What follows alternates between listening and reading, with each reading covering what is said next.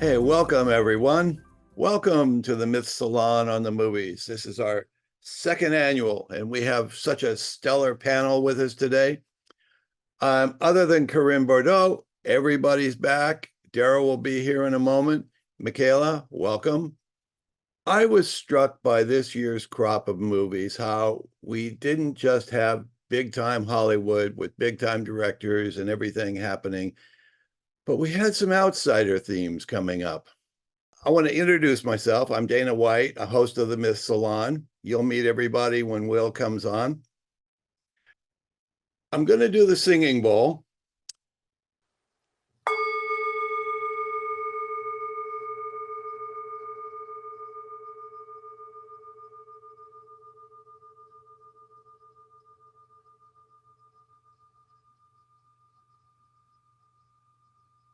All right. Well, what a beautiful day we have here today. I was struck by the themes this year that seemed to suggest outsiders. So here's a poem called Outsiders. When my mom told me, go play outside, I had no idea it would last forever. I found in myself others who, by chance or choice, had discovered out beyond the margins fields of risk and uncertainty, vast worlds weeding from every corner where we met one another, each of us impregnated with our own story, colliding ourselves into communities as outsiders united by our unique differences. Outside, where the only thing we have in common is the paper-thin uniqueness of the moment, the still point of time that springs to life when I find the courage to be alone with myself, long enough to scrabble moments together to create a song, a poem, a life. At first, I tried going back inside, into the safe confines of convention and ritual. I really tried, chasing acceptance and validation. I actually imagined I could feed myself living inside such a house. That didn't last long. I soon left home to seek sanctuary beyond the boundaries, outside among marginalized spirits whose trust in themselves inspired me to love and to learn the creative futility of forever stringing pearls of wisdom and soul making into necklaces only they knew how to create and wear. Welcome today. Welcome to the second annual Myth Salon on Movies. Okay, Will, why don't you take it away? Thanks, Dana. Amazing to be back here. This is just honestly the coolest thing. That we even do this is really, to me, an expression of something, a whole idea of what I wanted to be and where I wanted to go before I even went to the PhD mythology program in the very first place. The idea of bringing together the conversation of mythology and filmmaking at this level with the world's, really some of the world's leading mythologists, to talk about the best films of the year. This is really, and not only that, but in this case, people that have been in my pantheon of great mythologists since before I even started my journey. And I want to point to that because that's how, what Michaela said to me when I first invited her to be on this panel. She was like, Chris Vogler, Maria Tatar, Dara Marks, John Bucher. How am I supposed to, what did they expect? What do you expect from me? And I'll reverse these introductions and start with Michaela and say Michaela is a recently graduated actor and storyteller from a school where I taught mythology and storytelling. And she was the student who started and ran all the clubs and writing groups and conversations around storytelling. And she was just an incredible contributor and ultimately was awarded the Excellence in Storytelling Award for her class on the year that Chris Vogler gave an incredible graduation speech. So thank you for being with us, Michaela. I'd like to introduce everyone else. Many of you already know Dana, of course, our host of the Myth Salon, longtime faculty member, contributing faculty member at Pacifica Graduate Institute's mythology program, host of this Myth Salon, author, mythologist, an incredible creator of conversation, as is evidenced by now what I think are some 100 plus of these conversations we've put together. Dennis, who's been with us for almost all of these, is, for those of us at Pacifica, the pinnacle professor and teacher of mythology. And it's been amazing that he's been with us on all these conversations. And now we're here for this incredible conversation with all of you on myth and film. Thanks, Dennis. Hey, Terry's a newer friend as of the last couple years. Terry's an incredible film and myth scholar, but also is someone who has worked directly with people in her personal practice with stories and with film and their healing journey. So it's amazing to be with Terry for this conversation. Dara Marks, one of the first people that I ever met coming into the Myth program. I called her before I even applied. And Dara is one of the world's leading scholars in myth and film, is a leading script analyst, and is also just an incredible friend and has an expertise. Her expertise is in the feminine heroic. And she joined us last time when Maria Tatar came on to talk about her incredible book, Heroine of 1001 Faces, which is recent. But Maria, of course, is a longtime chair of mythology at Harvard, former dean of the humanities, and a world-leading scholar in fairy tale. And by the way, one of my dissertation readers, in including a chapter on Prometheus, which will have to come up when we come back around to Oppenheimer, the American Prometheus. John Bucher, longtime friend. We met through and after the Myth program. John is an incredible mythologist, author, storyteller, one of those few people that really can stand on the side of the world that is the mythology scholarship and the side of the world that is this wild industry in Hollywood. John Bucher is also the head now of the Joseph Campbell Foundation. Incredible to be with John. And of course, John wrote the book that everybody knew had to be written on Star Wars and the hero's journey that was never actually put together. That was John. So thanks for being with us, John. And finally, Chris Vogler, who many of you know, and probably many of you joined this list for the first time when we were doing Chris Vogler's 25th anniversary event on the writer's journey at Max Sennett Studios with, that was the head of Esalen, Jeff Kripal, and Darren Aronofsky. That was an incredible event. Chris Vogler, of course, studio executive and probably Hollywood's best known mythologist. So thank you all for being here. This is incredible. Luckily, none of us are actually going to present and take 45 minutes. We will all just get to talk about all these movies. I hope we'll get to as many of them as possible. We started out before we opened up just asking which movies everybody wanted to get to, and all of them were mentioned. So we'll see. We'll do the best we can. We'll start with Oppenheimer. But before we start with Oppenheimer, the winner, I want to introduce a certain frame.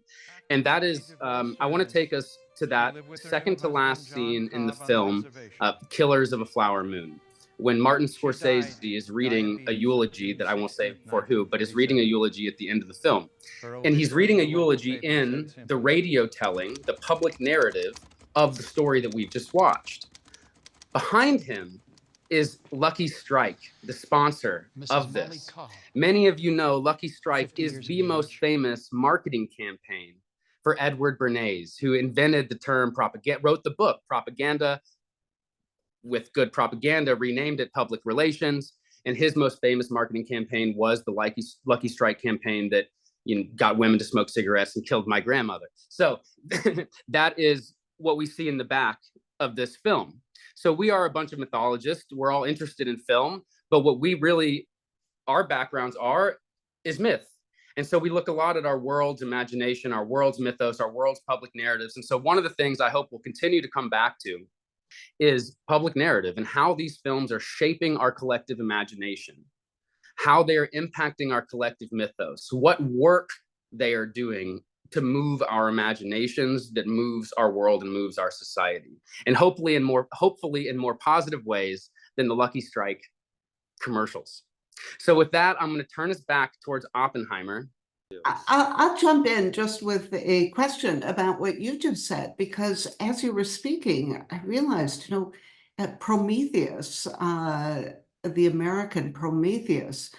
But when I saw the film, I was left thinking about Frankenstein, and I connect there with Poor Things. I mean, was Oppenheimer kind of 20th century Frankenstein, a genius scientist. And it just seems to me that there are a lot of geniuses in this array of films. Maestro, Zone of Interest, which has a commandant. Killers of the Flower Moon is a little bit different, but I'd love to hear what the others have to say about Oppenheimer before we get off track and move to some of our other films. Well, no, totally. And what you're, of course, for those who have not yet remembered, the subtitle for Frankenstein is Modern Day Prometheus. If you want, I'll open things up, but I hope it's okay with you. I actually like to do a little combo here because I've been speaking about to different writers groups and so on about Barbenheimer. Combining the two. Is it all right with you if I just go off on that for a moment here? Mhm. On the surface, okay, I was very disappointed in both films. Just from a strictly artistic point of view, I felt they both came in with some powerful material that never materialized. That that they had a lot of confusion thematically. So at the end of the day, I'm not sure what either one of them was about. But what really interests me far more than a critical assessment of the film is the fact that they were phenomenons, especially Barbie. Within the first 3 weeks of its release, Barbie made over $1 billion and has gone on to become the top-selling film of worldwide of 2023. And I feel that with our background in depth psychology and mythology, I think it's really important we look at the phenomenon much more than just a critical review of it, because I don't know that that's really our function. So what I kind of would like to open the door to, if anyone feels like discussing it, is the phenomenon aspect of this, because while they appear to be two different films, very different films, I should say, in content-wise, I think thematically, when you start clearing all the elements of story away, we have something really profoundly very interesting to me. And if we look at it through the lens of the archetypal masculine and feminine, and not male and female.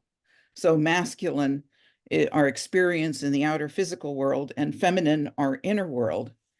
That Oppenheimer, to me, is very much about, well, let me add one more piece to this, is that for me, as I look at narrative and I look at story, one of the things that I often say about the nature of conflict is that something is out of balance. That we often think of conflict in terms of right and wrong, victory and defeat, and so on and so forth. But if we look at these films through the lens of imbalance, what's out of balance, what we see in Oppenheimer is how way out of balance the masculine is to the feminine. And it leads to self-destruction, if not annihilation. This is not the male, this is the masculine side of our nature, where it's all about materializing life rather than, going inward and making meaning and value with life. Okay, so Barbie, on the other hand, that again, I just thought thematically was just threw in the kitchen sink, and nothing really formed out of it, although it was very entertaining and amusing. I'm not trying to talk anybody into liking it or disliking it, but we have the emergence of something very feminine into the world that wants to be seen and heard and brought to life. Okay. And so I just thought that was very interesting to me, that these two films are really the call of the feminine. and how one of the things they talk about a lot these days is how loneliness is epidemic. And I think one of the things we want to acknowledge about the concept of loneliness is it's not just loneliness from the other, it's loneliness as our inability to connect with our own selves, with our own inner world. And so I think on so many levels, this masculine and feminine imbalance is very interesting to me. That just came across in like an explosion with these two films. So that's so wonderful, Dara, what you say about imbalance. And it's been a while since I've seen Oppenheimer, and one of my limits tonight is that I don't have all of the films in my belt, and I don't have some of them which I've seen a while ago. But there's something about the imbalance, I'm going to play off of that I remember in Oppenheimer, and that is the imbalance of energy itself and its relationship to the matter of the earth. And you're seeing it through lenses that I need to continue to develop in structure. But it terrified me. These things are hard in your heart. 30 seconds. That film terrified me in those moments when they had a wooden barricade for the blast and no one had a sense. It was in a completely unknown, uncharted world. And let's see what happens when we create this fission. It was terrifying for me. And it brought home the imbalance and the hubris behind this invention. Yeah. Absolutely the danger of Prometheus Unbound, right? Gonna do it. No reason not to. So while we're on Barbie, I was just thinking that we really could connect that with the Pygmalion story. We've had Prometheus, Frankenstein, and now Pygmalion. Barbie is brought to life by other women. And I think it's no coincidence that, what is the last line of the movie? I'm here to see my gynecologist. And what are you here for today, Barbara? I'm here to see my gynecologist. So reproduction comes in along with animation. So that seems to be a theme that kind of runs through many of these films. There's also something I think that's really interesting that Barbie and Oppenheimer were the two big films of the year, because each one seems to represent its own particular deity energy. And I would argue that Oppenheimer is very much the energy of Ares, the god of war. And Barbie, though it plays with this quite a bit, there's a bit of the Aphrodite archetype that is being examined, explored, and maybe even subverted in a lot of different ways through that film. So we have these two different energies of these deities coming together. It's almost like a cultural discussion of the god of war and the god of beauty and love. But when we return to Oppenheimer, as Will's invited us into that being the first film that we discuss, I think we also have to look at the very explicit mythic elements, the inclusion of this line from the Bhagavad Gita that is one of the most famous quotes, in history, that now I am become death, the destroyer of worlds. There's something, I think, interesting about this origin story of that quote, from the Bhagavad Gita, where Lord Krishna is having this conversation with Arjuna. And I think looking at that particular mythic motif being brought in concert with the Promethean mythic motif is a really interesting mythic idea that's being played with by Christopher Nolan there. And I think, we'd be remiss not to, talk about, at least for a moment, what Nolan was trying to do with that nod to Hindu mythology, that's beyond just the famous quote, because there's also that quote is brought in during a very explicit sex scene, this act of creation coming together, almost as a yin yang type mythic image of creation and death dancing in this explicit moment with each other. So those were some of the things that have been striking me and then calling me to think about Oppenheimer, especially in relation to Barbie. I want to jump on specifically to what you're saying about the dichotomy of creation and death, because I see that incredible theme playing. It's also the exact theme in Poor Things, where you see the dichotomy between the girl Frankenstein and the guy Frankenstein, the two monsters, right? He cannot have children. Even just becoming aroused would take enough more electricity than London has, or something ridiculous like that, right?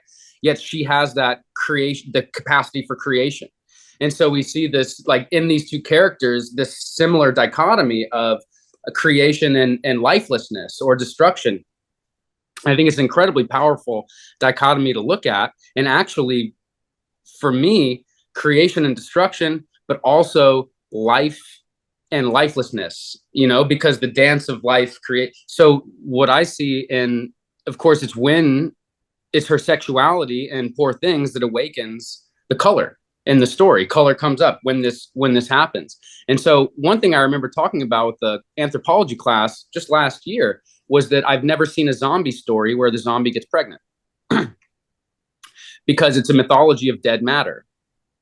Maria mentioned Pygmalion, the awakening of matter. Well, of course, in the case of Bella, it comes from Isabella, which comes from, I'm not going to say it right, but the original Hebrew name has Ava in it. It's Eve. It means life. It's a reference to Eve. She is Eve.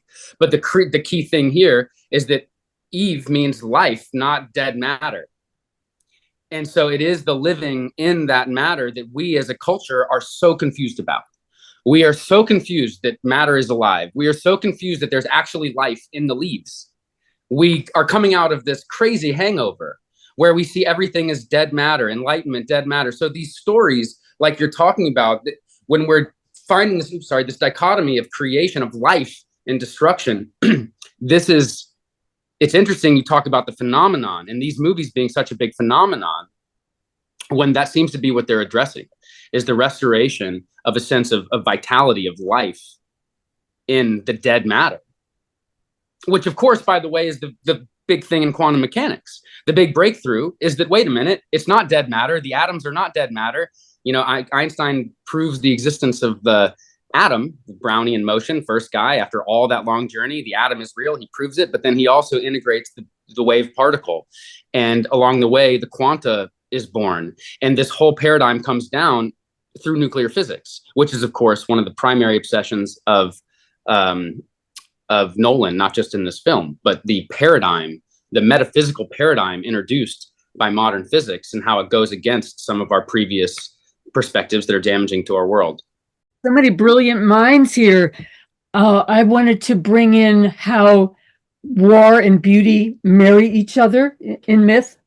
Whoever it was, I think it was you, John, that talked about the Aphrodite and then the warrior.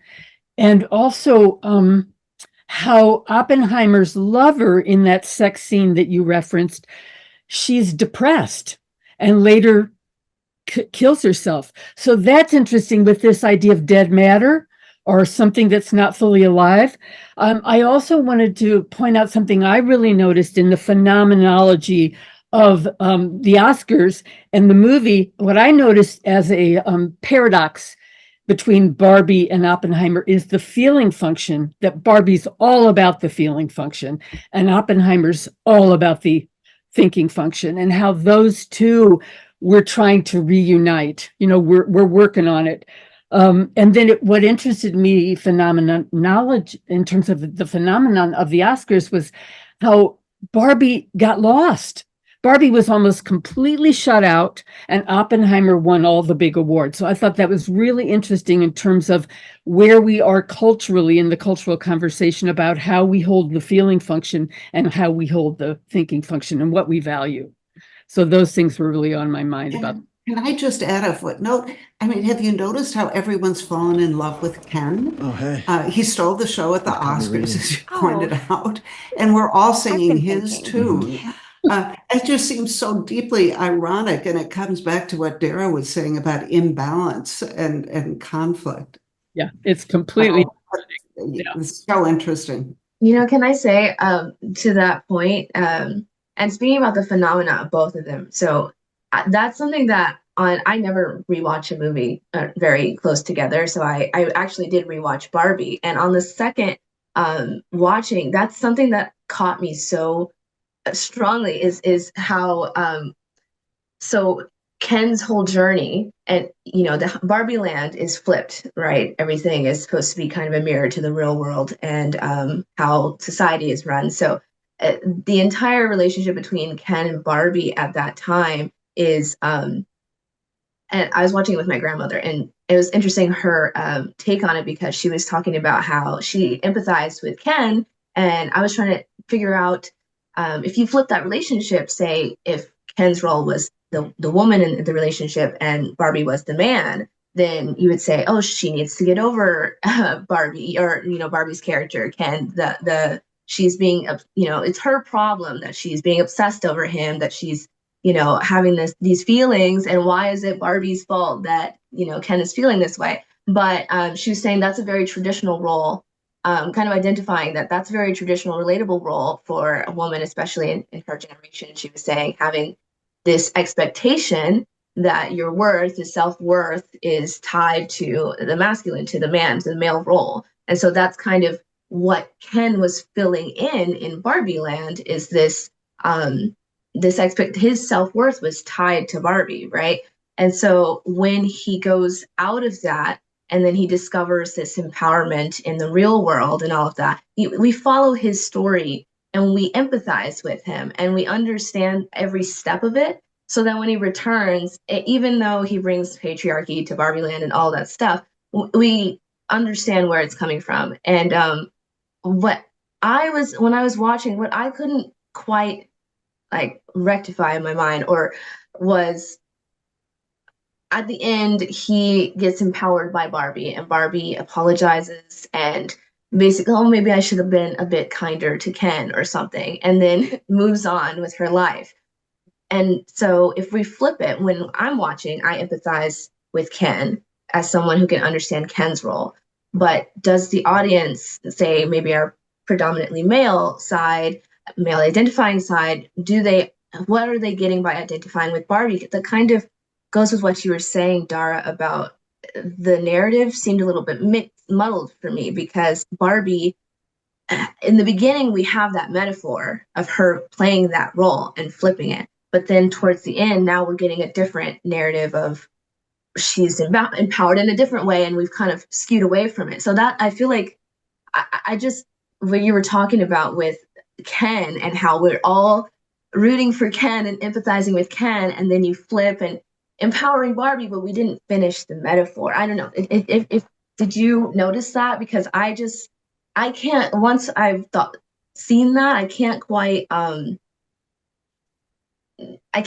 at it the same, where it didn't finish, it didn't complete that journey for Barbie in learning that whole lesson, if she's supposed to be what our male audience is empathizing with. But then you flip the script. So maybe you could tell me a little more about what you guys thought about that. Can I just add a very quick note here? You're spot on. I mean, Ken had a recognizable arc of character. You could track it. Okay. And Barbie was just splattered all over the place, and there was nothing to track. And so that was a flaw to me of the movie. But I'm just really thrilled with how this conversation is really opening up to the deeper dimensions of all of this in our storytelling, because our story is telling us who we are. And where there is confusion, that is a part of the story, you know. And I've always just felt, for those of us who have been studying mythology and archetype and depth psychology, if we're not looking at what the culture is saying, who is? You know, I mean, there is something so much deeper going on that all of you are bringing up in these stories that really gives us so much information about who we are and where we are. And very clearly to me, you know, the feminine is on the rise. She's coming, and we want her, we need her, but we don't know how to fully manifest her and bring her into the world yet. But she's coming. She's well on her way.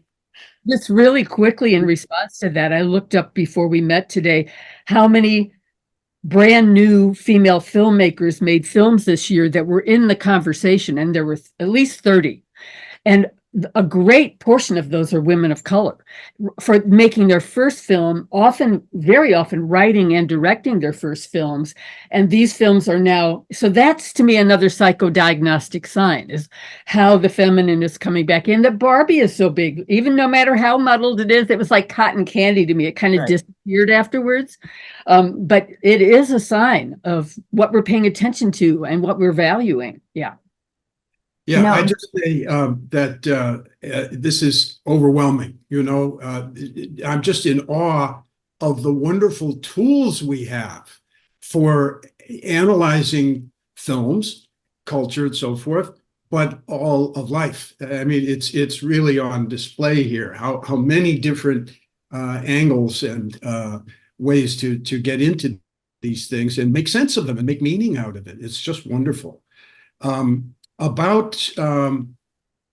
tracking back to something Dara said initially, which was great, about the cultural significance of these things. And I come from my studio background. The attitude was, let's find out what the audience wishes for and give it to them. You know, we're in the wish fulfillment business. And it's rather easy for me to understand the reaction to Barbie, but I'm a little bit mystified by the cultural reaction and the Academy Award reaction and everything else to Oppenheimer. So I'm just asking the question, what is the wish that's fulfilled there? I can see for Barbie, we like to see our toys come to life. We like to imagine these worlds that we played with, especially in our childhood, having some kind of life, as in the Pygmalion and Galatea story, which, by the way, is one of the only myths that has a happy ending. That he gets the girl, the goddess Aphrodite. Some people say he made the statue in imitation of her, and tried to make it as goddess-like as he could.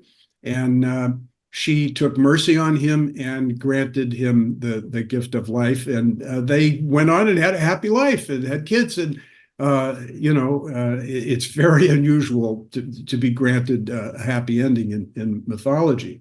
But I think we can go back with these films to another god related to Aphrodite.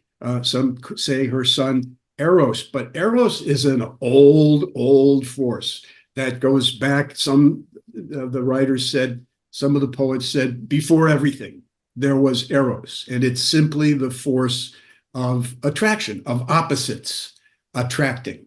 And that's there at the molecular level, the atomic level, and at the level of our hearts. And, it's a universal force. I guess, to answer my own question about Oppenheimer, that Oppenheimer has an existential interest for us because it's a model of these super autocratic, technocratic geniuses who we have yielded to. We have given our power over to them gladly. Please have all the money. Please have all the power. Please take over the space program. Please determine what the power system is going to be, and so forth. Both the political power and you know, the power that drives our cars and heats our homes. So I guess we wanted to look at this person who, in a way, was a savior, you know, from the, let's say, masculine point of view. He won the war, but he also unleashed this Pandora-like monstrosity, to mix up my mythological metaphors. He unleashed something, and it's prudent of us to study how this happens, and you know, keep an eye on what's going on in our own world. You just said something that had not clicked for me that I've just gotta of course, Prometheus, it's the Prometheus story where Pandora is made.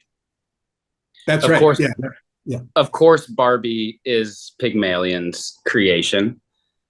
Poor Things is, of course, Frankenstein and the creation of this.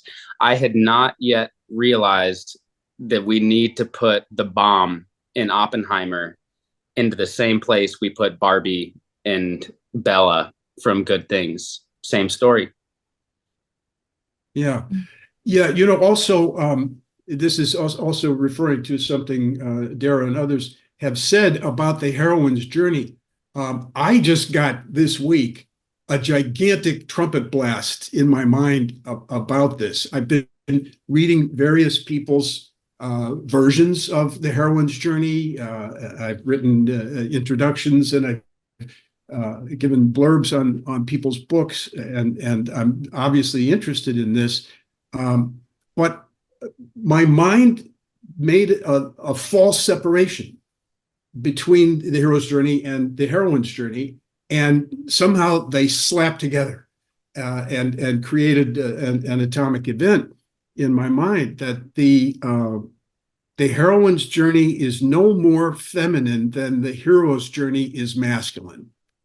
They are just different human possibilities. And I think that the heroine's journey is arising through films like these.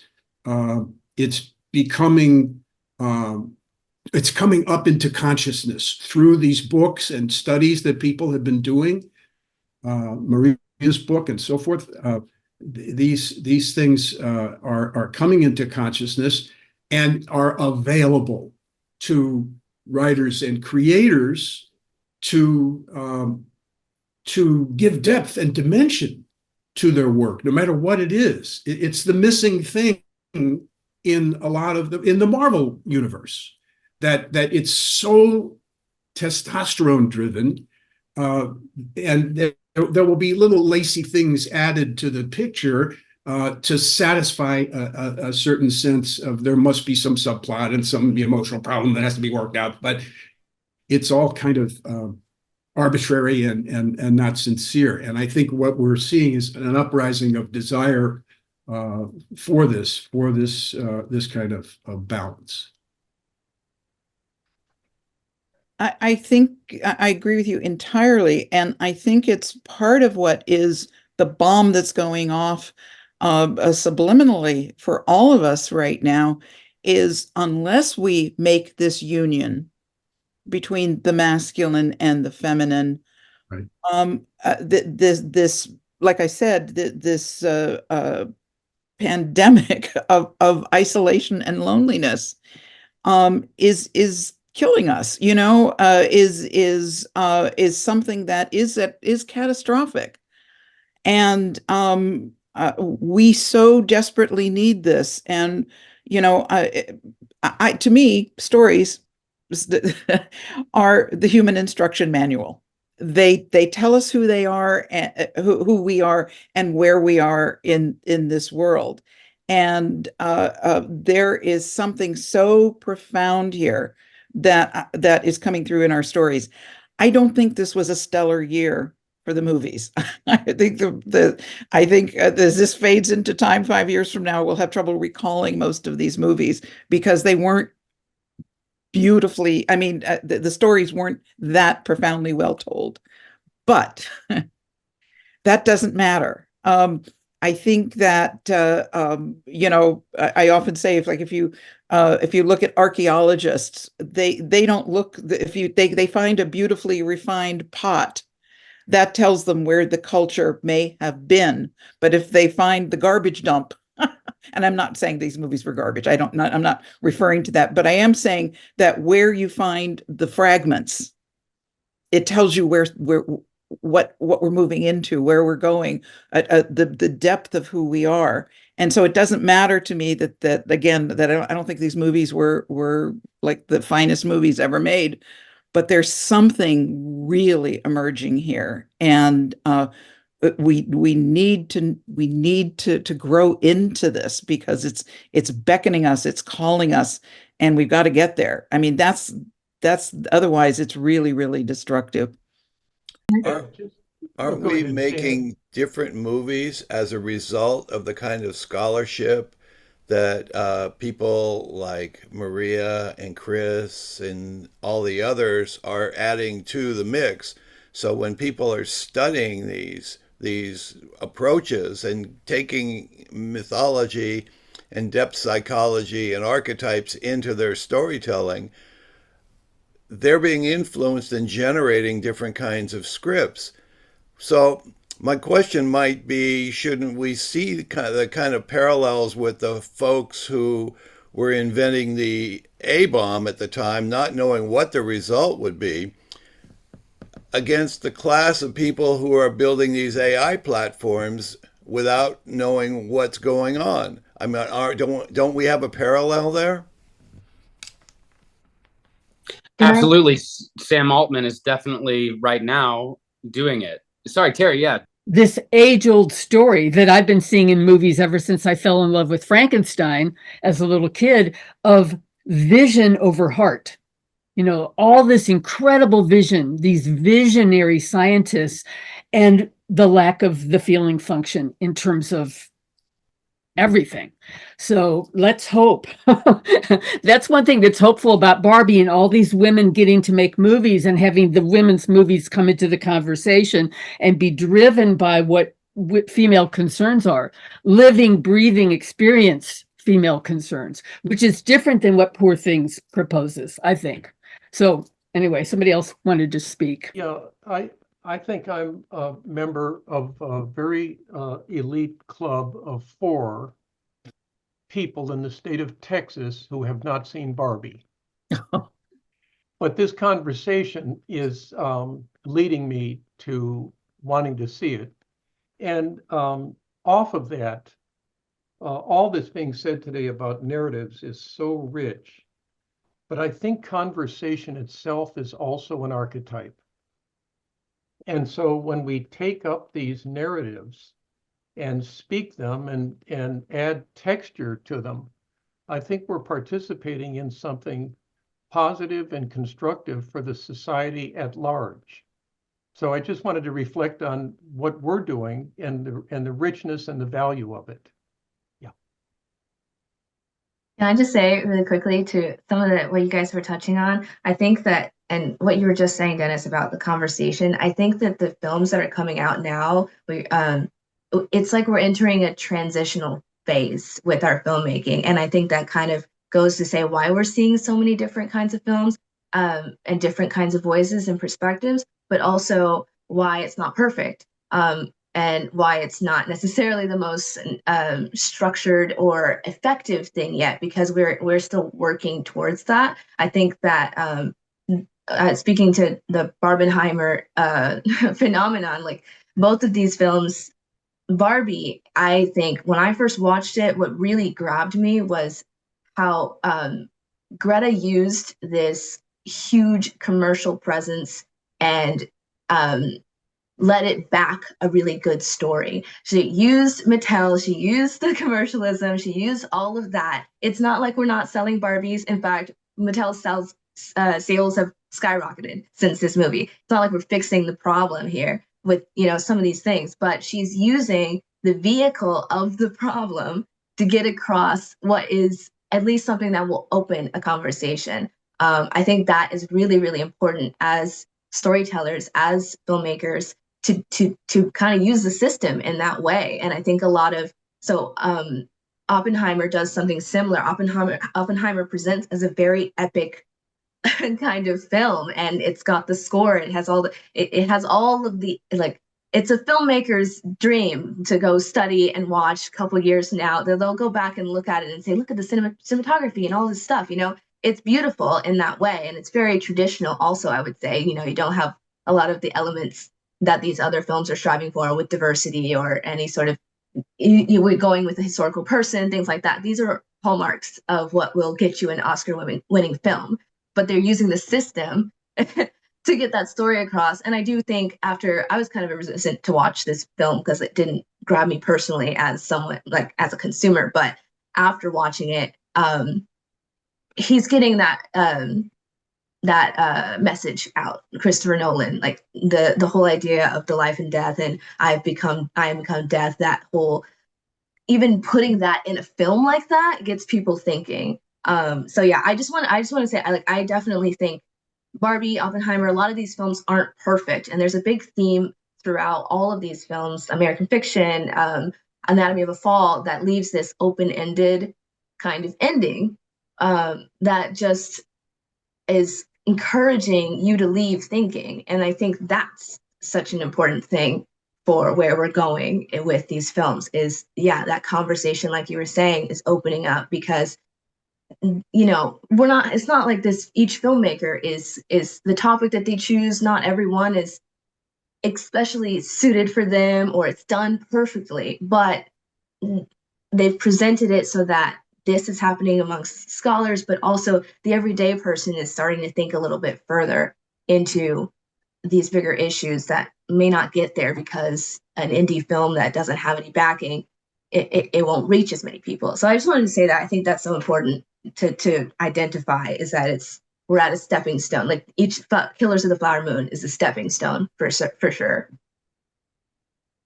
Yeah, I just like to jump off of that and pose a question to Michaela and to Will, as I presume the younger members of our assembled group here. That starts to sound more and more like a compliment, but yeah. Well, I'm complimenting you on your open-mindedness, I think. And I'm thinking back to last year, we had a discussion about Everything Everywhere All at Once. And I and several people commented on the fact that it presented some barriers to my generation, let's say, to understanding it. And you thought it was cool. And you thought that was the best thing about it, was that it was so outrageous. So the question is that maybe what we're dealing with here with Barbie, which is, as Dara said, I agree with Dara, that these films are lumpy. They are unsatisfying aesthetically in some ways. They're not completely thought through. They're not completely coherent. They're not gathered around their themes as I would like. But does that matter when you make $400 bazillion in one arena? Does that matter when you win the Academy Award? Does that matter when people love the films and come out to the theater, thank goodness, to see them? So is imperfection, is lumpiness maybe a virtue that I'm not seeing? I'll start. I'll just say, I'll say for Oppenheimer, I don't think that necessarily did such a different thing. I think really it hit, like I said, a lot of the hallmarks of what the most general audience, especially American audience, but most general audience accepts as what is a good film. Like, we recognize that as, this is a good story. And a lot of society thinks that that's because that's what we've seen already. We've seen Oppenheimer. It's beautiful. It's done well. We've seen it. Barbie, I think, as someone who, I went and watched it with my friends, we dressed in pink. It was the whole phenomenon that was around it. That I think Barbie did, what she did with that film was created a cultural movement, or not a movement, but a moment it became more than just what the film was. Because on the second watch, I actually have, yeah, all those things as someone who studies story. Oh, wait, hang on. There's discrepancies. There's things. I don't know if I feel the same way as I felt the first time I watched it. The first time I watched it, it hit all of the pathos. Especially, I do think there might be a little bit of some generational things. There might be some gender things that, if done better, I think that could be solved. But I do think what she was doing was doing a satirical, recognizable story. And this is where everybody, the conversation that is in society right now was copy pasted into Barbie, you know? So it was recognizable, and the phenomena of it going and picking something. Everybody has a relationship with your toy, with Barbie, with a doll. Barbie is a representation. I think that if you want to get further into the story, if you look at it that way, instead of her being a woman and reflecting a real, like, the feminine narrative, it's really more of a representation of human narrative. And if you look at it from that perspective, I think it has more power behind it. But yeah, the fact that it created a moment in time is what made it so big. It gave people something to gather around, which is what story is supposed to do. So, and that in that sense, it makes it very effective. I'll try and give my answer quickly because I know John has something amazing to say. I agree with what you're saying. And the part about the moment, the historical cultural moment, is I think actually one of the really relevant things, because I think that actually the culture of like, when I was growing up, we went to the movies every Friday. What else were you going to do? That just gone, and because that's gone, what we really want is experience. We want to feel a part of it. It's a different where we want to put our social out energy. So when Barbie offers participation, not just a movie experience, but participation, and not only participation, but in a movement that we all care about and can all identify with and get, it's offering an obvious way to, and because Barbie gives you something to dress up in, gives you something to even, eat, drink, whatever. It gives you a way to literally ritualize what you're participating in. You have a way to live into the story, beyond the story. And that is actually meeting a need for where we're going with our own interest in story. And that has to do with, all this stuff where we're really going with immersive storytelling and all these mediums. But one thing I want to offer a little criticism of these movies, because I actually, lumpy, yes, but actually I think I think that they were both smart. I would define them both as smart as hell. And personally, I think smart is what we do during the daytime, and dreams are what we do at night. And movies should be as inspired by dreams as they are by daily journeys. And I think Barbie, as you said, it's a copy and paste of our daily conversation. Boy in the Heron, that was a shamanic journey. That did not function like smart. And I've got to tell you, I'm going to say something that's controversial, and we don't have to go down this road, but highly disappointed by Dune. Cool, great movie, better than anything else I saw last week or month, but isn't this supposed to be the most surreal, psychedelic, mystical science fiction story of, 80 years, and you're going to cut out all of the mystical scenes and the dream scenes and the shaman scenes? Give me, what are you giving me? So in my opinion, this is my biggest criticisms of the movies this year. I love Nolan for what he is. But the movie Inception is about dreams, and it's the most realistic daytime waking dreams you've ever seen, right? Like, it doesn't function like a dream. So give me movies that function like dreams. That's where the vitality is. That's where the imagination is. Don't duplicate logical, rational reality into our fictions and dreams. That's how I feel. I feel very strongly about it, as you can tell. But that, I think, is actually what we want. We want the feeling function. We want the inspiration. We're bored by the thinking, which is the hyper-masculine. So I'm saying that the whole medium is out of balance towards the rational, when it's supposed to be the dream medium. Well, I want to build on what you're saying there, because I think this is it very much aligns with how I felt about especially the Best Picture nominees this year. I think what I take from looking at that list is there's one clear message to me, and that is we as a global society are suffering from a deep crisis of imagination. If you look at how many of these films are looking back at the past, looking at the mistakes of the past, and granted, yes, we want to avoid those mistakes in the future. It's important to know our history, but so much, this goes back to the AI question that Dana brought in, so much is a reflection of our fears at this point. And I would suggest that Poor Things really was the only film on that list to me that spoke to the imagination of what could be. And I think if we get wrapped up just in, our fears around, the future, or fears around AI, the fears that each one of these films presents, if we're so focused on looking back, even looking back, Barbie is looking back. It's a doll that, it's still popular, but it's still looking backwards. It's looking backwards to childhood. So many of these films do that. I think we're all scared to death of AI because no one yet has presented an imagination of the future that could be better than the destruction of AI. AI is just a tool. It's the hammer that could tear down the world, or it could build a new one. And I think what we're lacking is the imagination to explore what if something amazing is waiting, and could we be a part of building that?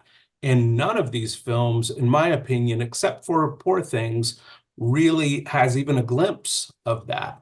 So I hold these films accountable for not having given us more to imagine in the world ahead. Oh gosh, that's so fascinating that you talked about how these films are looking back. And I completely agree that there's a way in which, are they looking at the past as a way of processing what is going on in the present? In part, but I think there still is something troubling. And what I'm hearing is a lot of dissatisfaction about these films. I do think, I have to say something about Barbie. I think that the corporate, the film gives us both the corporate rebranding of the toy, but also a feminist reclaiming of the doll as a progressive figure. But as Barbie wakes up, she becomes a feminist icon. So that I have to say, some of these films I did not like while I was watching them, but they did what you talked about earlier, that they get us talking, they get us thinking, and that's very powerful. I wanted just to mention the whole question of moving pictures, because that's what we're talking about. Pictures that really do move us. And I want to think for a moment about the meta moment in the meta dimension to all of these films, because they are about animation, waking up, creativity, all of those things that directors do. And then I'd love to get onto the topic of writers, because the films are also about films and how you make them and how you write scripts. And so it seems as if, there are 4 of these films that feature writers who are either blocked or commercially successful.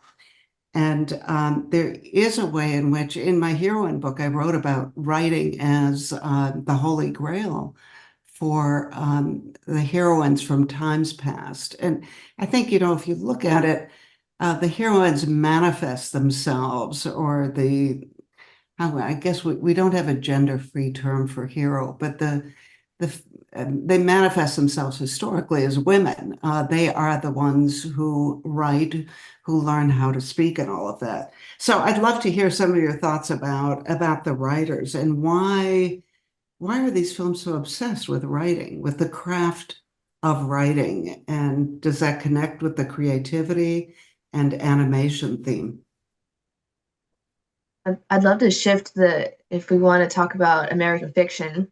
I think that was a really great exploration of what is written and how it relates to how, we're perceived, what we're putting into society, and how we're perceived, each group in society. I think what I really, really loved about that film was the way that we presented this, the narrative of he wrote this book that as a joke gets very successful for something he's not very happy about, that he's um, doing these stereotypes and ghetto, all the Black stereotypes, and then that's what society only wants and that's what gets very successful. And you have the flip of that, of what his real life is like and how he uses it. I just think that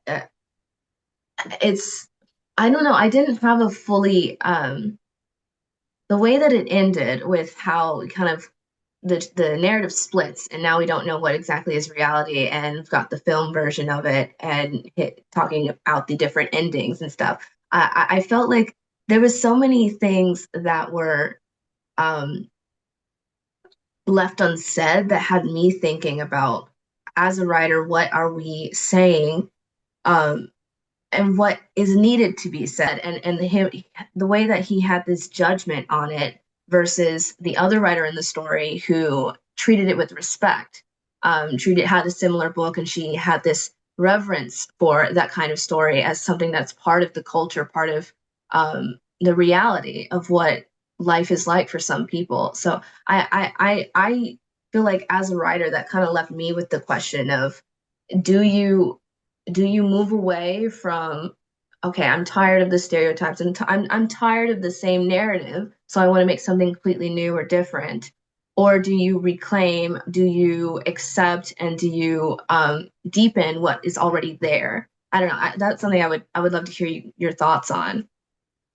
I'd like to jump in on that, because I too felt that was one of the best films this year, in terms of being an extremely well-told story on so many levels.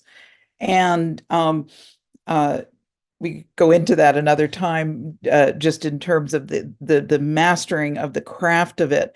And I love the fact that you brought up, what about the writing? Because we don't write into an archetype. The archetypes arise spontaneously in our storytelling.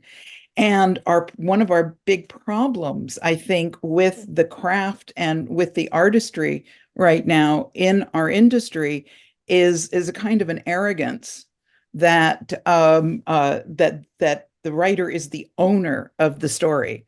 And so that there isn't an opening to understanding the deeper elements that are trying to find their way into the story and into the culture.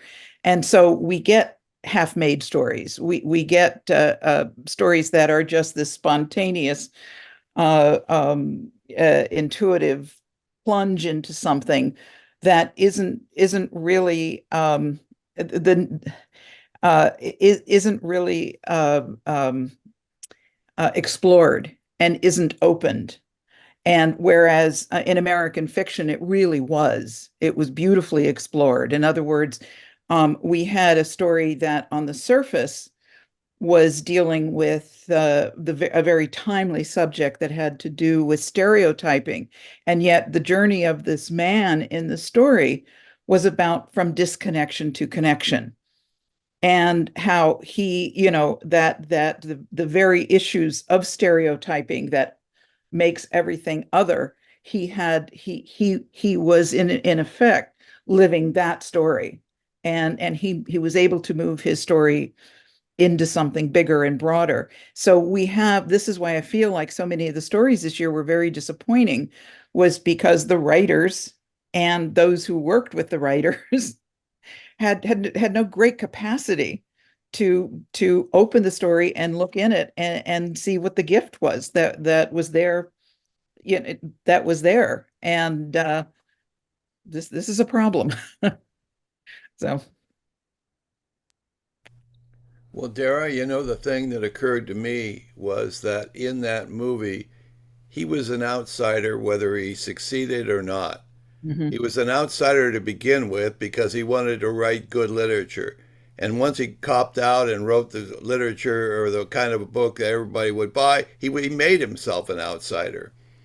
And I think that this was really, it points to kind of a level of hypocrisy the woman in the other woman that he was on the panel with, who wasn't writing because she didn't believe in it, was doing just fine. And she was an insider to that particular culture. But as soon as he tried to write like her, he became an outsider. And I thought it was a brilliant exposition, but he couldn't find harmony within that. And when he went off and he had to finally, develop his own storyline into a movie, he couldn't, as Stagger Lee. I mean, it was, I don't know, it was brilliant, but he was condemned to being an outsider. I think too that that film really speaks to how, from a writer's perspective, writing from within your own perspective, right? So this was written by a Black man. It was a Black story in that sense of that's how it's going to be perceived by those watching. But it was really brilliant, the layers that were in that film, because the commentary that he was saying on what you have at the surface, which a lot of people could just see it at the surface with the stereotyping and, you have to learn to accept this, and you see the obvious of the characters in that world. But what he's saying underneath that, with how Monk himself is, like you're saying, lacking that empathy, is disconnected, how he's living in this judgmental, privileged lifestyle within his own community. And he thinks that, and he himself thinks that he's not, he's not outside of it because he's Black or whatever. That just having that underlying layer also in that film, it just put so much depth to what that character was going through, and when I was watching, what I was left with.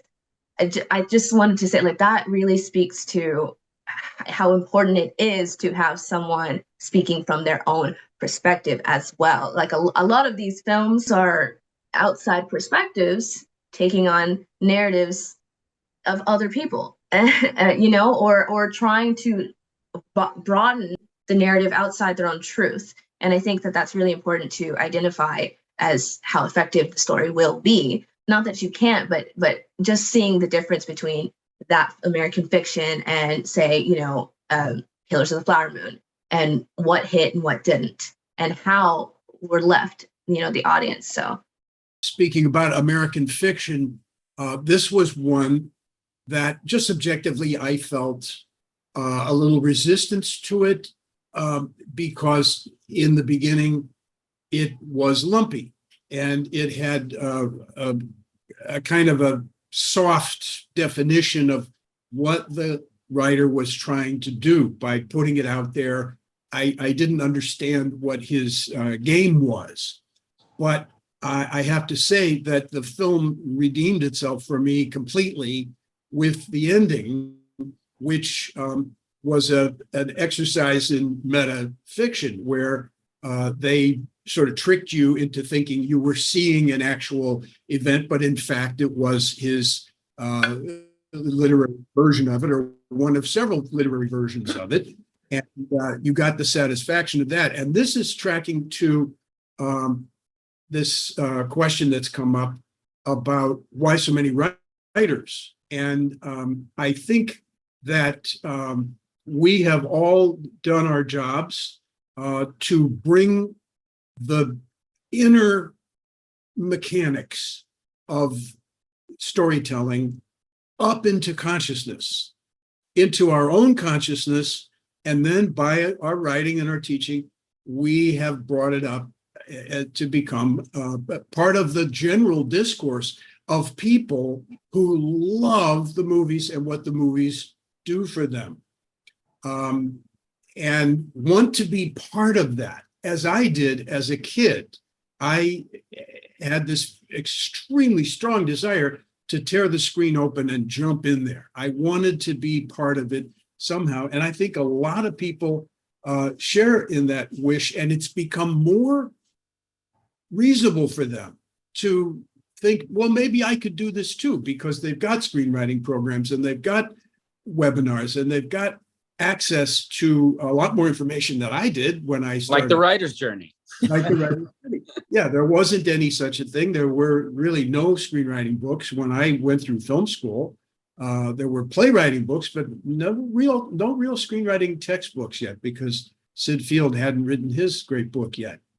So all that's out there. The cat is out of the bag. And I think this is part of the same impulse that makes people dress in pink to go and watch out for this. I think you're going to see the studios trying to duplicate that trick with other franchises and to try to get everybody to dress up, like Transformers or whatever the next thing is they're going to try to shove at you. And I don't think that's going to work, but you'll definitely see them trying that, because there is an underlying desire of people to live in a story, to possess it in these different ways of having little vinyl figures from it, of playing games with it, of going to a hotel or a resort that's designed around it so you get an immersive experience.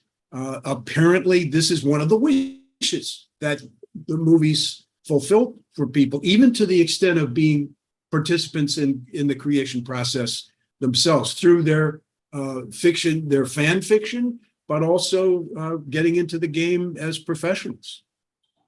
I want to I think this is such an important point, because it actually, what it represents is a shift in our cultural mythology, that from a prioritization of transcendence to eminence. So what I mean by that is if you look at the merchandise of Star Wars, they're idols. They're things that would not exist in a galaxy far, far away. There would not be a Yoda cup, in a galaxy far, far away. But with Harry Potter, we eat the jelly beans, we wear the robes, we wear the scarves, we go to the place, we drink the butterbeer. So every single bit of their merchandise puts you in the world, whereas the Star Wars merchandise is, something to revere, something, that is like idol-like. So it creates a different way of participating. Am I going to enter into it and be in it? Is the divine, is my creative place going to be here? Or is it some other heaven, some other place that I have to go to?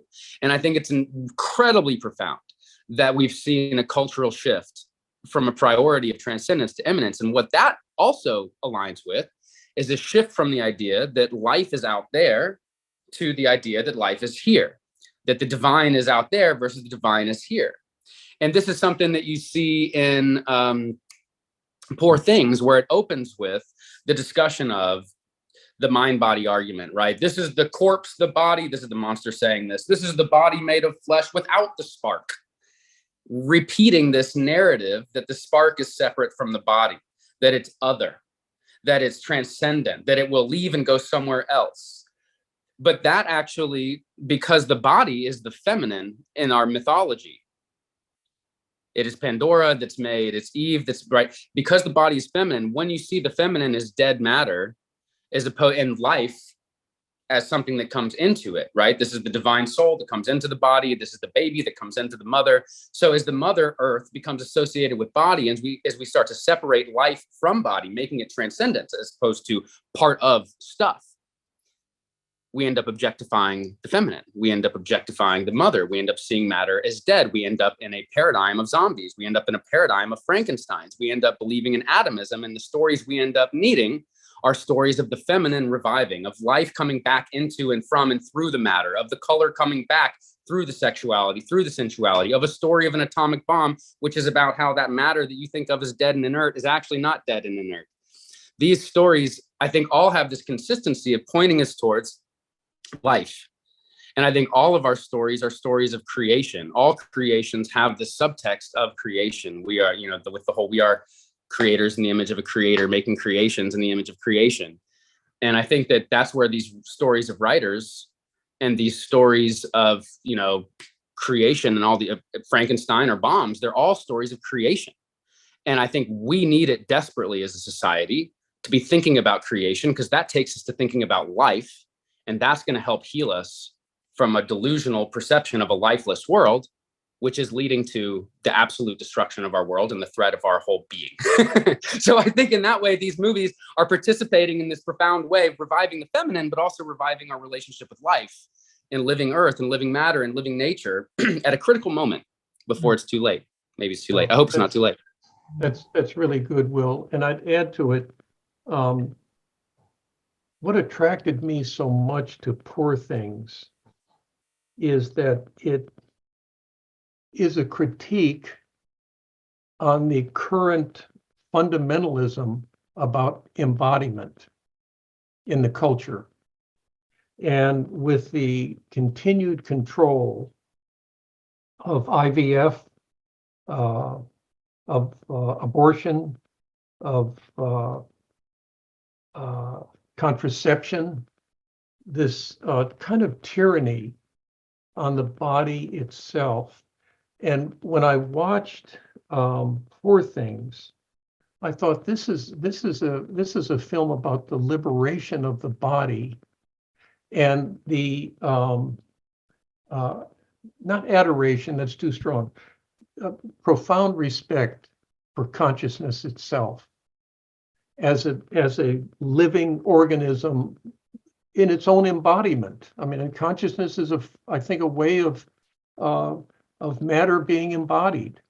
And so that was a tremendous attraction to me. And I remember John saying earlier, and I agree with him, that the Poor Things is that film that is forward looking to kind of bash through it.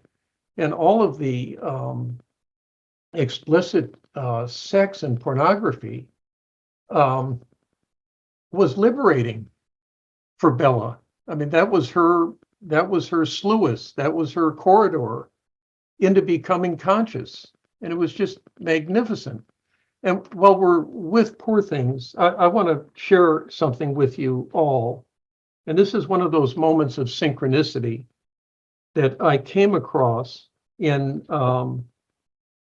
Jennifer Selig's new book, Deep Memoir, on writing memoir archetypally. And it's just a magnificent work. And Dara, you're quoted on every third page all the way through. Yeah, she thinks so much of your work as I do. But listen to this, because this helped me understand Poor Things. Jennifer is quoting from Annie Dillard's memoir entitled An American Childhood. And she's pointing out how memoirists who use fresh, textured metaphors will persuade in ways that using the same old language or nothing adjectival that has any arrows to them. And so here's what she quotes from Annie Dillard, who is speaking about how she, Annie Dillard, came into consciousness. She says, I woke in bits, like all children, piecemeal, over the years. I discovered myself and the world and forgot them and discovered them again. I woke at intervals until by that September, when Father went down the river, the intervals of waking tipped the scales and I was more often awake than not. I noticed this process of waking and predicted with terrifying logic that one of these years, not far away, I would be awake continuously and never slip back and never be free of myself again. And when I read that, I thought, holy smokes, that's Bella. That's the trajectory of Bella in her plot to become freely, consciously who she is. It was a synchronistic moment, and I wanted to share that with the group because Annie Dillard's words helped me understand the deep fabric of Poor Things. I want to be a little bit of a dissenting voice about Poor Things, and I'd love to hear from you, Maria, your hit on this. I wanted to love it. I was so disappointed that I didn't love it because I really have loved Yorgos Lanthimos, a couple of his other films. And I love that idea that it's the dream film of the year. And I love that you brought in that that's what's missing. And just a bit of an aside is that Zone of Interest, the dream sequences, which were night vision photography scenes that were so ambiguous. Those just were stunning every time they happened. So fascinating, so mysterious. And then also I watched today Perfect Days. I want to, maybe I'll speak about that a little bit more later, but it had, them vendors had these incredible dream sequences that were like day residue. They were, in both cases, they were in black and white. So well done. I'm so fascinated with how dream sequences are done in movies because I'm a dream worker. But Poor Things. So I didn't love it. I probably needed to see it on a bigger screen, but I have a pretty big setup at home. And two things. One is I saw it after the Academy Awards, so I was disappointed that Lily Gladstone didn't win the award because that performance was so feminine. It was so deep and quiet and reserved and such a holding container. I was kind of carrying that disappointment. And for me, what I couldn't get past, and I want to see it again because I know I'll fall in love with the world making, the world building. I couldn't get past the sense that I was viewing the whole film and being taken through the whole film through the male gaze in a really, really strong way. So I'm just curious. I'm really curious on your hit on that, Maria, because that, I mean, I wasn't completely turned off, but it really colored my experience of the whole sexual awakening and the interpretation of the sexual awakening and the freeing of all that, and how much was focused on that. Felt very much like a male gaze ideology and perspective. So opened up for people to comment. But Maria, I'd love to hear from you. Oh, well, yeah, she is the incarnation of male fantasy. So, there you have, you're exactly right. And I didn't quite think of it the way that you just put it. And I think you're absolutely spot on. And it sort of explains the challenges that I had watching. I watched it in small doses of 20 minutes. I would say there's a moment of redemption, and that is, what does she be? She becomes a doctor, a healer. So instead of following her father's Godwin's footsteps, she does something instead of mutilating, cutting up, destroying, she uses her power to heal. And I loved what you said about Zone of Interest, those scenes, which are fairy tale like. Yeah. It seems to me like, into this grim, I mean, the bleakest, most terrifying of worlds, we suddenly have a moment of magic and mystery, and also healing again, because, presumably it's a girl who is leaving apples in the concentration camp for the prisoners. And I mean, talk about moving pictures. That was it. And ancient mythic ideas of apples and fruit and gathering and giving, healing. Yes, right. Absolutely. Yeah. But I'd love to hear what the others think. And thank you for opening my eyes to the male gaze in Poor Things. Yeah. And even in the interpretation of it, I've read so much, and I want to come back to what you've been saying, Dara. I think it was you, about how we're working on it. This is the space. Several people talked about it. Is in these images are the seeds of what we're trying to become, and they aren't fully realized, and they'll never be fully realized while we're alive, if ever. That's the way humans work. I would just love to speak to this because for me, Poor Things was the most impactful, personally, movie that I watched. And I've got to say, okay, so I definitely agree with what you're saying about she is not the heroine, the typical feminine, and I mean feminine in a psychological way. She doesn't represent that. I really think I've been reading Clarissa Pinkola Estes's Woman Who Runs with Wolves, and it's been changing my life, but I feel like Bella so represents that wild woman archetype that she's talking about in that book. And what I really, really love about it is that and I do think there is a little bit, you know, watching it visual medium, and there can be some disconnect in the graphicness of the scenes, and you know, we're not used to watching that, but I think even that challenges is part of what the challenge is. There is that she is such a representation of what, and I say womanhood can be, and what it is, the reality of her growth, including the sexual awakening, including the curiosity that has been so typically vilified, especially in media. Yes, you can look at it with male gaze, right? However, I found it incredibly liberating to see that without judgment and explore to the extent of what is reality for what is encompassed in womanhood in a film. I just thought that was so powerful, and her journey that she goes on is not about, there's a lot of sexuality in it, but it's not about her sexuality. Every interaction that she has, in fact, none of it is about the other characters. It's all about her internal journey and how she is taking in what she's feeling. Like, I love that the aggression isn't strayed away from. The very beginning, she feels feelings of anger, of aggression, of violence.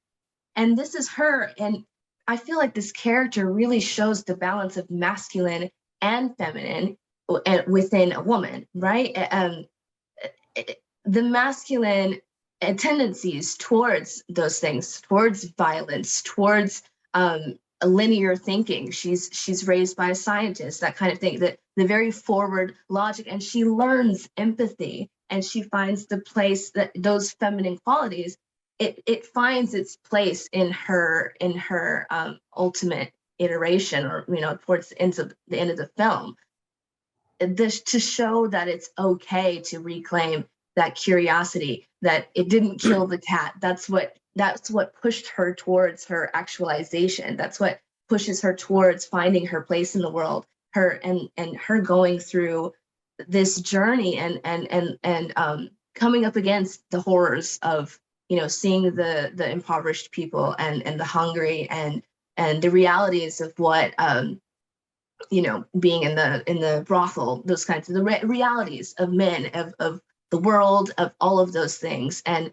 just processing it. It really was just her internal journey splattered across the screen. And I think the way that he filmed it was so beautifully reflected that, and why it felt so much more like John was saying, that it reflected dreams, it reflects the inner life.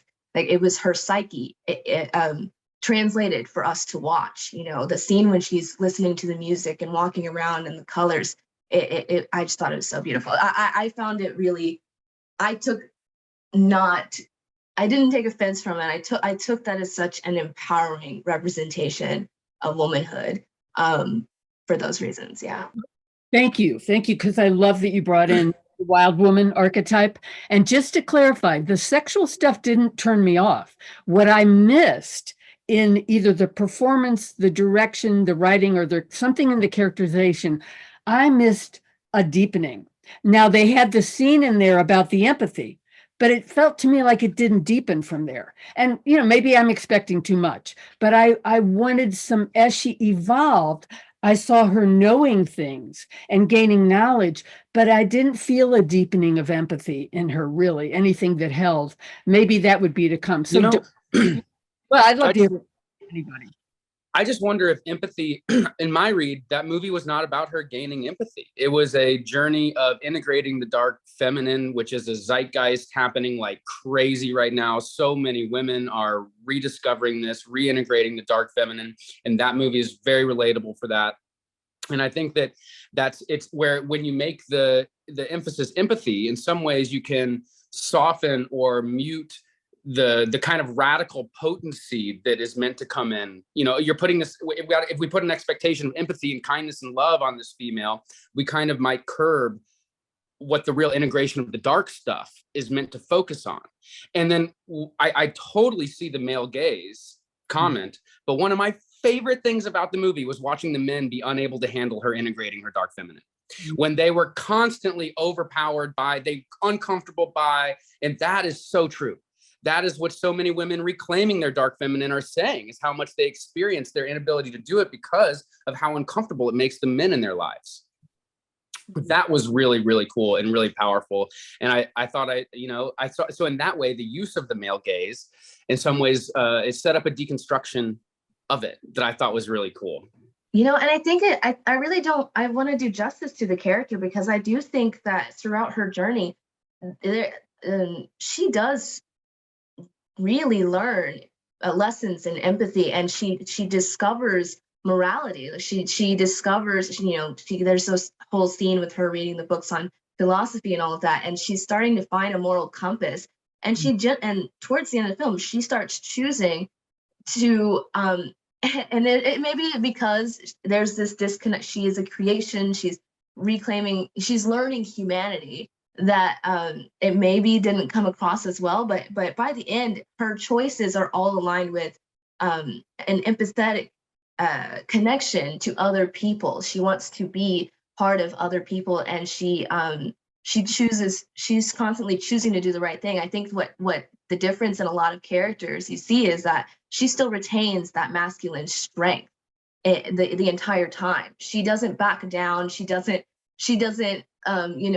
become politer or more docile in any way. I'm not saying that necessarily it's required to be empathetic, but she maintains that that forward thinking, that linear thinking, that strength of her character that isn't quiet, that isn't that is masculine. It can be violent, it can be forward, it can be aggressive, but she aligns it with her morals, which has a place in a root in empathy. And I just want to say real quick to what you were saying, Will, earlier, how awesome is it that the spark that is given to Bella is from the fruit of her own womb? Her child is the thing that revitalizes her. She is her own mother. I mean, it's the life, the death within herself, the death of herself becomes her own life. And I just think that is so beautiful how that's included in this Frankenstein version. It's not an external, it's not it's not the spark of life, the flame being put in her. It is her own creation bringing her another life, bringing her a renewed sense of life. And I think that is so, I've never seen that. I think that's beautiful. And can I just add that I think we can look at it as both and. Yeah. That is, you can take both perspectives, and she reminds me a bit of Lisbeth Salander, the girl with the dragon tattoo, the liberated woman who is also, I mean, what is she doing? She is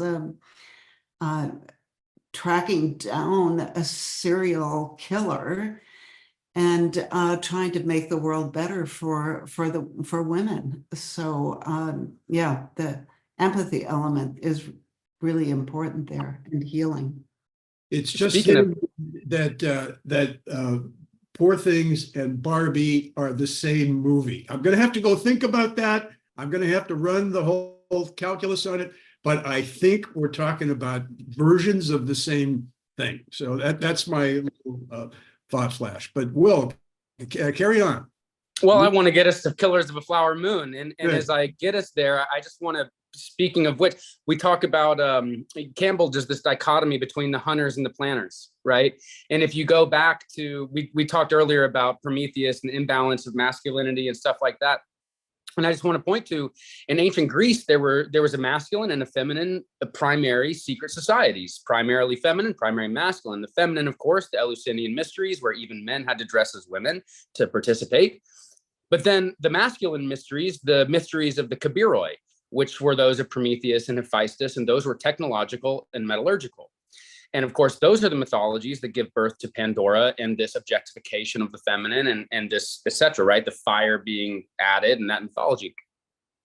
But the feminine mythology is a mythology, in this case, is the mythology of the growers, the healers, the planters. And so I think it's really interesting when we see, a shifting away from the hyper-scientific Frankenstein monster into the one focusing on growth in life, not building in science. And I think that is also in the dichotomy of the culture that is swallowing and destroying the Native American culture in Killers of a Flower Moon, which, even though as a Native American film was really more of a gangster movie in some ways than a meditation on their belief systems, we know in the background that Native Americans and their entire, way of being is more consistent and closer with nature, which is something that we struggle with. And so this killing of a culture and the challenging of a culture that's closer to nature has another large meta narrative for us, killing and struggling with life.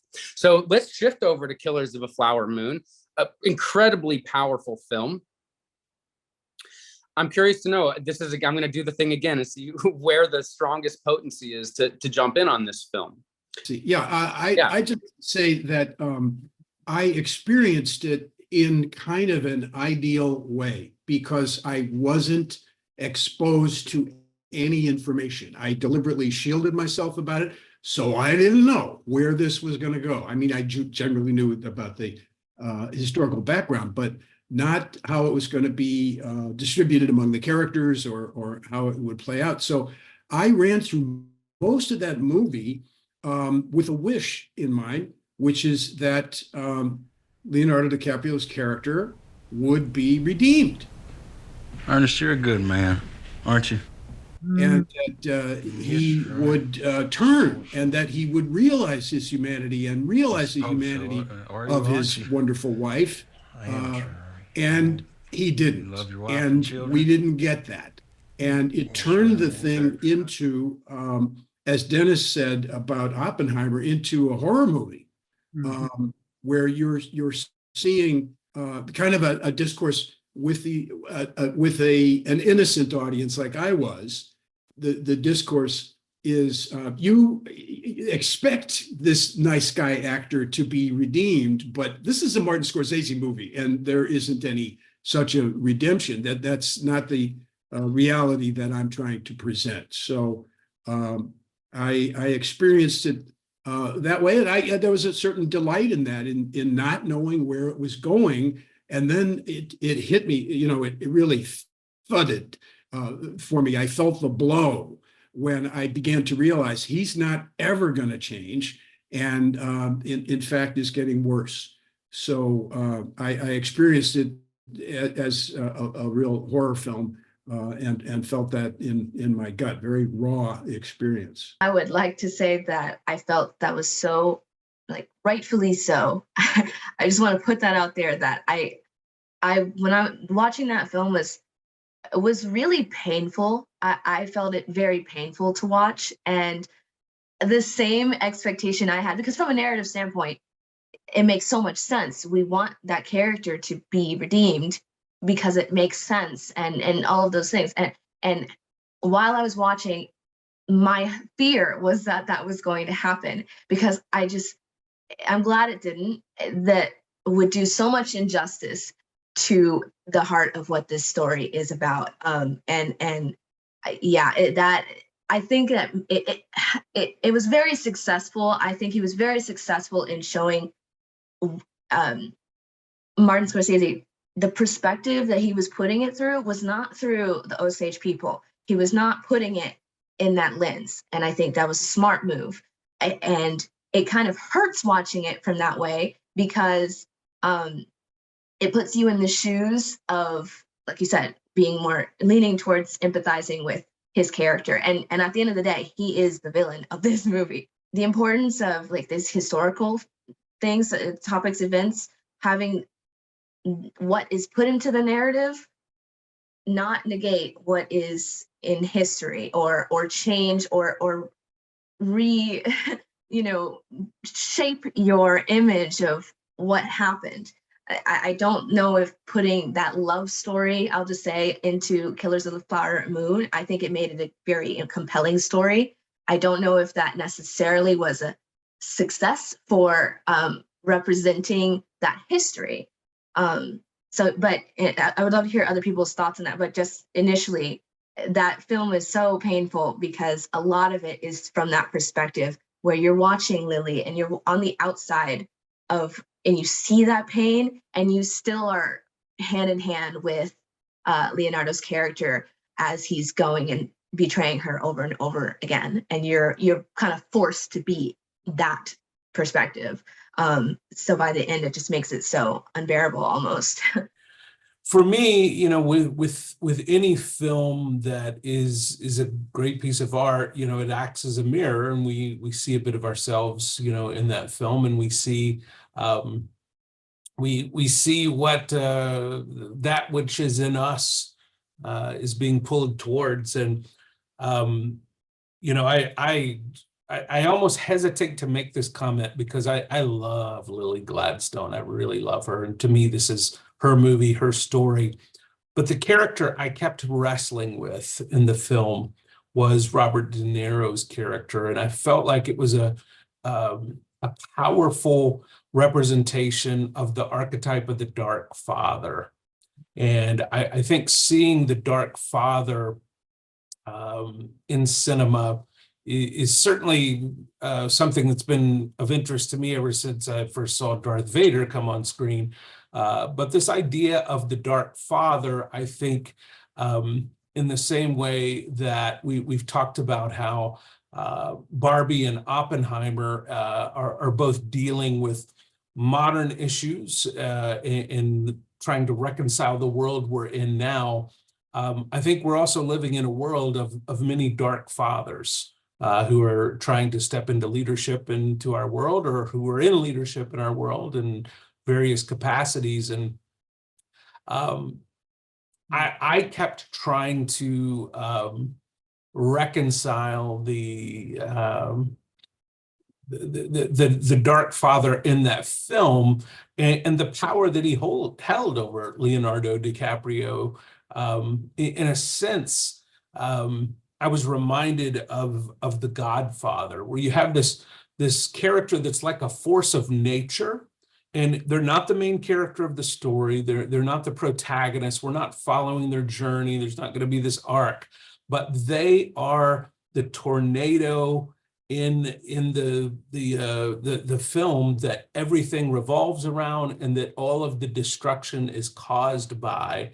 And I think that archetype and that character, it was powerful to me, and I found myself doing a lot of internal wrestling with the dark father in that film.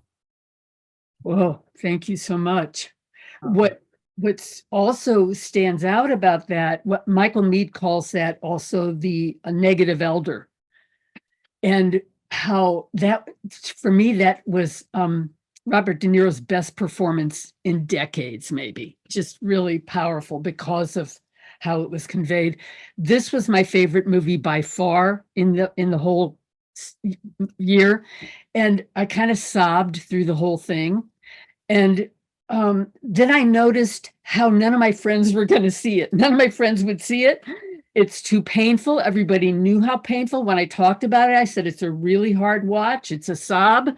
And then I was looking in terms of the awards and how it got completely shut out. And to go back to this idea about how those awards reflect back to us what the cultural conversation is and what we're valuing and what we're willing to accentuate and emphasize. And so it was really interesting to me. I also was holding it with the zone of interest, how in some ways they've, they're both about genocide. They're both about mass murder. Both movies had these framing devices at the end, which were very interesting in both cases. One had this kind of cold, icy perspective where we were always in a medium or long shot. So it keeps it, but still very powerful in terms of the way it's conceived and written. And it's an art film about the Holocaust. And then how it's Scorsese with killers. And so it's going to be hot, and it's going to be, the violence is going to be right in our faces, and we're going to feel stuff because he's a feeling type. But just that really struck me, how it was completely shut out. And Oppenheimer somehow was something we could approach more, something we could think about more. It was another story of mass murder. And so that's kind of what I was left with all those films, really, really powerful films. That is so interesting because it reminds me of Zone of Interest. We put a wall up against it You're afraid of it. But I would love to hear what you think about the ending where you have the white savior coming. Who at the FBI as the white savior? How about that? And The bad guy for the Native contrast- Americans forever? Like, yeah, and contrasting that with the silent suffering of Molly, Oh, which was so, that's why you sobbed, I think, because she can do little more than suffer silently. and that performance told us how she saw it all. There was no, it was a lawless place, so there was nothing you could, It it's was not as if nothing. you could resist. She did try, going to Washington and all of that, but it was painful to witness Yeah. that suffering, and which is why people, as you said, are resisting. And it's our shame. It's one of our Holocausts, right? It's our genocide. So that's what, I think it made it really hard to approach it as much as it would have needed to win even a single award.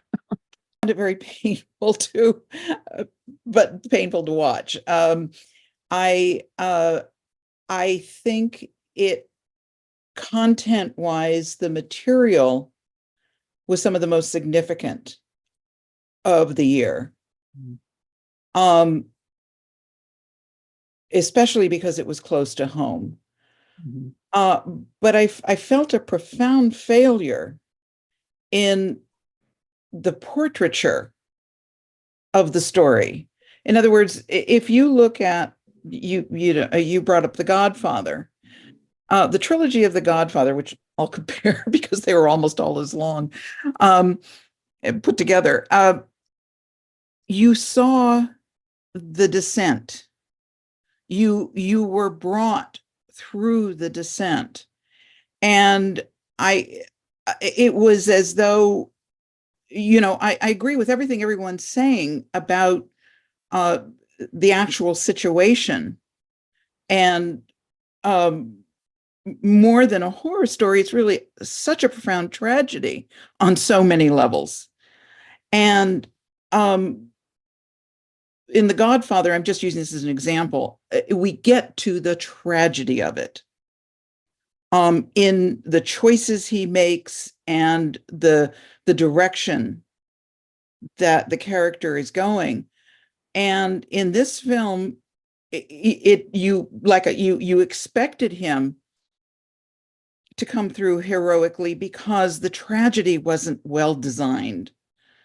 And so because it wasn't well designed, I felt that it allows us to sit outside of the real horror of that story.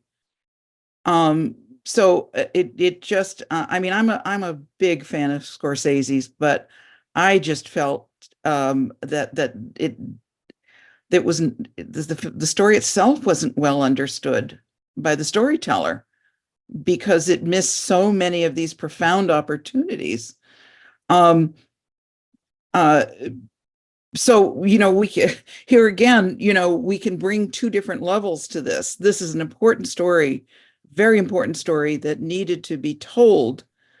And I don't know that we're going to get this story because I don't feel it was well enough told. So. Well, that makes sense too, based on the fact that they rewrote the entire screenplay, and it felt to me like maybe they hurried that up. And also for me, one of the great weaknesses of the story was Leonardo DiCaprio's performance. I feel like it didn't go deep enough. We didn't feel like we did with Molly what was going on below the surface. But you have to give the actor a little room here, because if it's not in the story, it's not in the story.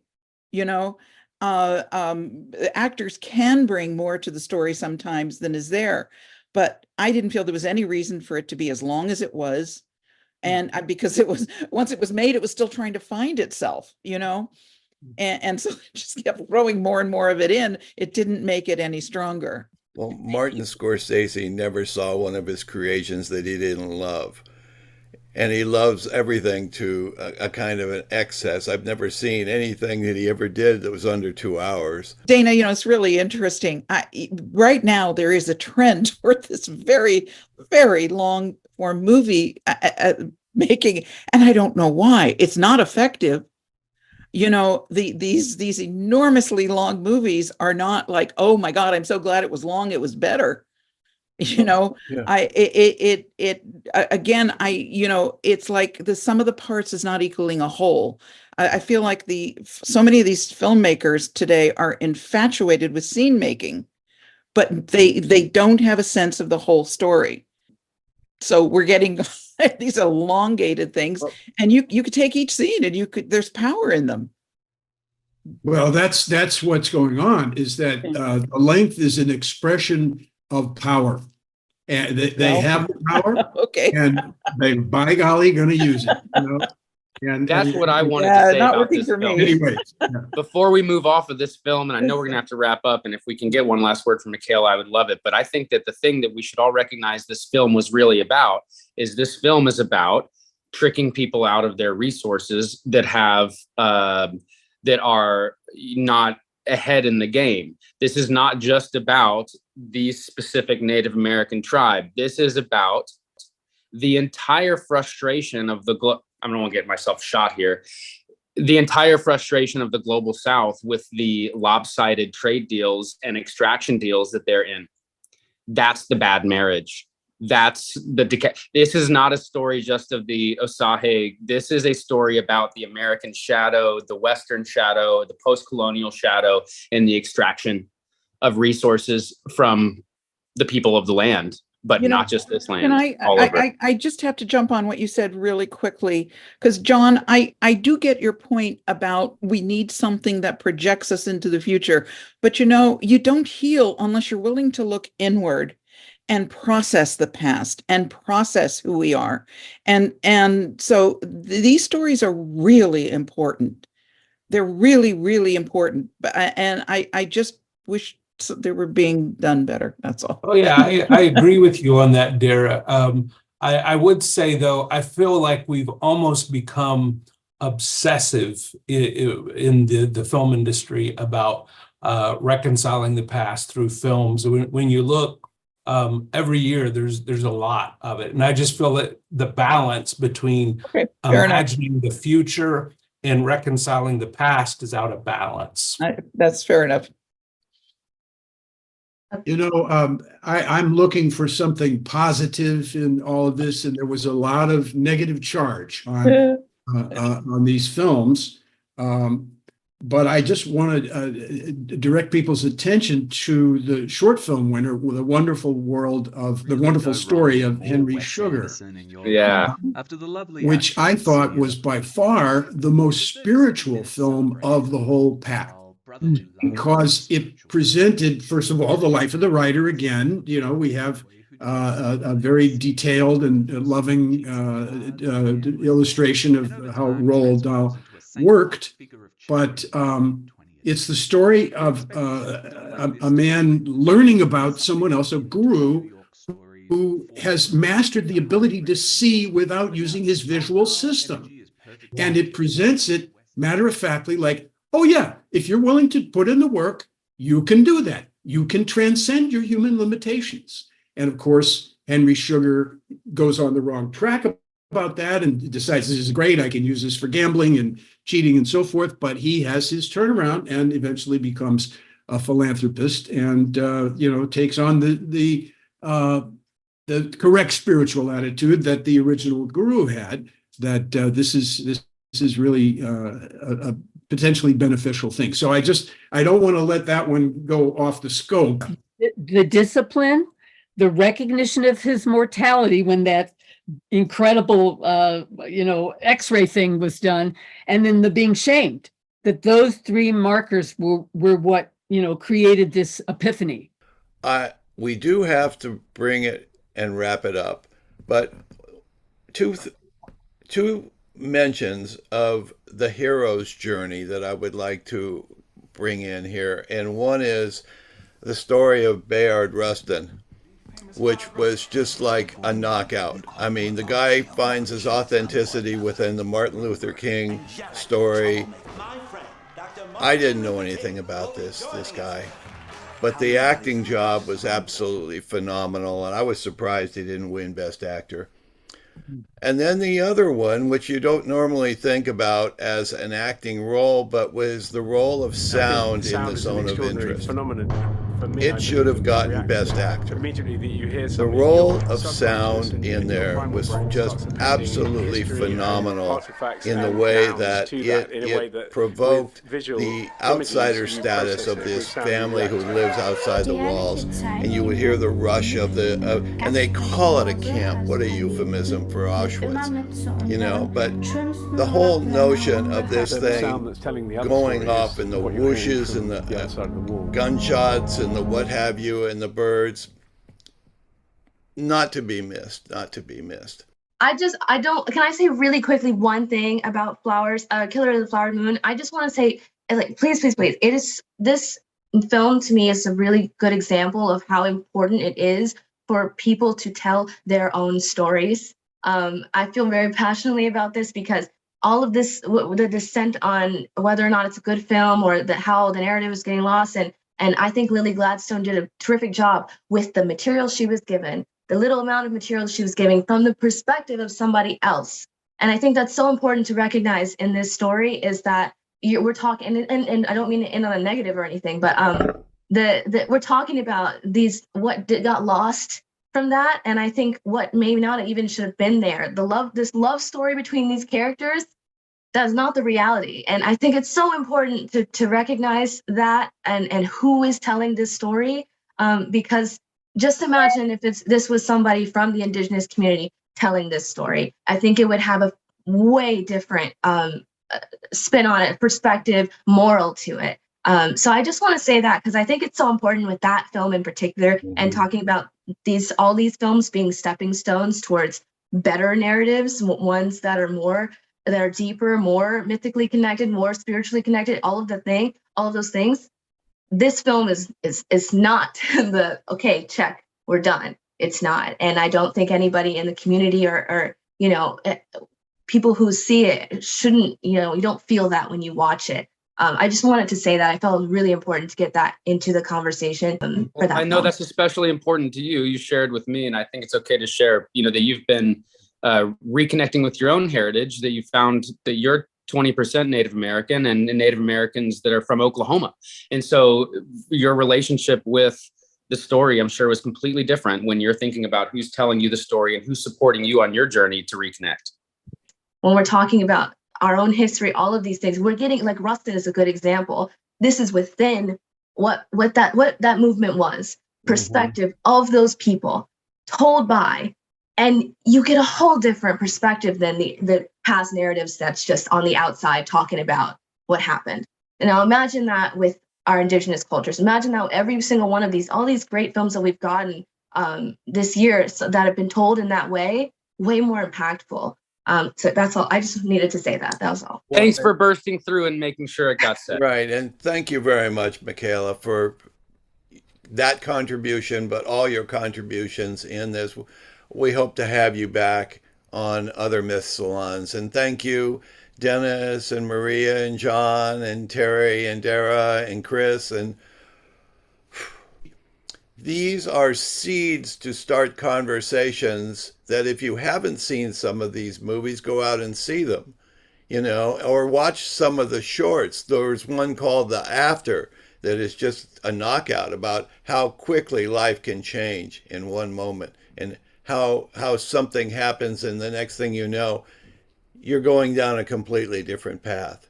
So let's have just a moment of silence.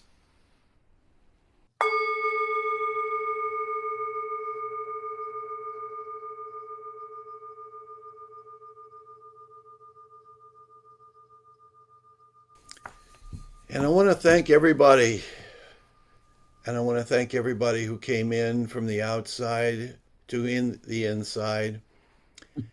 This is a good annual tradition for us. And I hope when we reach out next year, we can refer back to the previous ones and Will, thank you very much. And you know, for everybody who doesn't know this, it was Dara who introduced me to Will and launched this whole thing that has become the Myth Salon. Who knows where we would be but for standing at a particular crossroads at a particular time and taking one path rather than another. So, with that, thank you, everyone. It's been a beautiful evening. Thank you. Wonderful conversation. Thank you all. Thank you all. Wonderful. Thank you so much. Thank you, everyone. Great.